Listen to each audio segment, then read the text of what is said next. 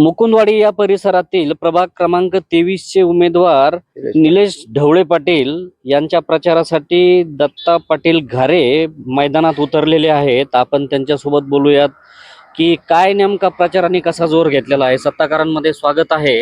नमस्कार। तुम्ही प्रचारासाठी दिवसभर लोकांमध्ये आहात वगैरे, काय नेमका प्रचार करताय? सर, सर्वप्रथम सत्ताकारांमध्ये मला बोलण्याची संधी दिली त्याबद्दल मी सत्ताकारांचा फार फार ऋणी राहील। आज या प्रभाग क्रमांक 23 मधून अपक्ष उमेदवार ओबीसी मधून निलेश गुलाबरावजी ढवळे पाटील यांनी फॉर्म भरलेला आहे। ना कुठला पक्ष ना कुठलं काही आमचं एक लक्ष, आम्हाला फक्त एकच आहे, अपक्ष। कारण आम्हाला कळलं, आम्ही छावा संघटनेच्या माध्यमातून गेल्या 25-30 वर्षापासून चळवळीमध्ये आहेत। कारण आमच्याकडे एक वळवळ होती आणि ज्याला वळवळ असते त्याला चळवळ असते। आम्ही कुठल्याही पक्षाचे बांधील नाहीत। संघटनेच्या जिथं जिथं अन्याय अत्याचार असेल तिथं आम्ही उभा राहतो, लोकांना न्याय देण्याचं काम करतो। आमचे आंदोलनाच्या मार्फत आम्ही राजकारणाच्या कानावरती काही प्रश्न घालण्याचा विचार करतो, परंतु आमचं कोणी ऐकत नाही।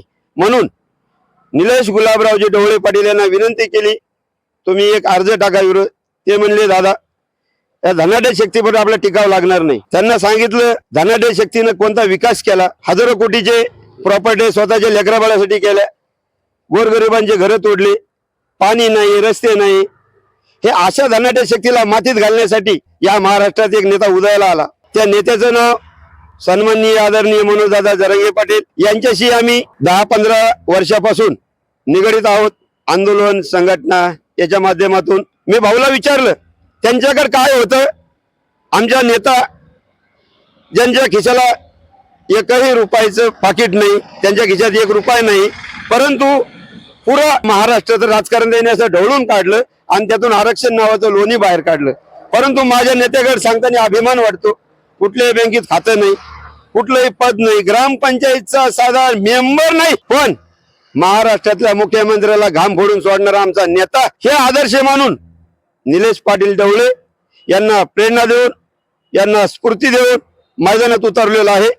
साहेब खोटं बोलत नाही, आमच्याकडे स्फूर्ती, दादाकडे पाहिलं ना आमच्याला स्फूर्ती येते।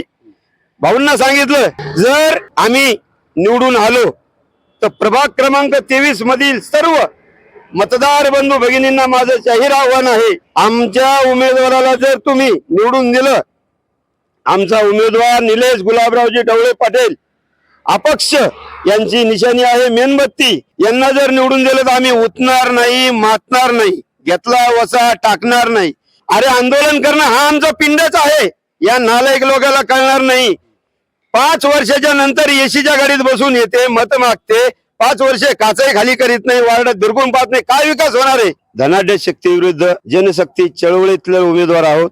कुठलीही संपत्ती नाही, परंतु राजकीय बळ आंदोलनाच्या मार्फत त्यांनी हजारो आंदोलन केले, त्यांच्यावर कित्येक गुन्हे असतील। त्यामुळं मी आव्हान करतो, निलेश गुलाबरावजी ढवळे पाटील ओबीसी मधून एकमेव मराठा उमेदवार आहेत, यांना मतदान करा। आम्ही आयुष्यभर तुमचे ऋणी राहू, आम्ही उतणार नाही, मातणार नाही।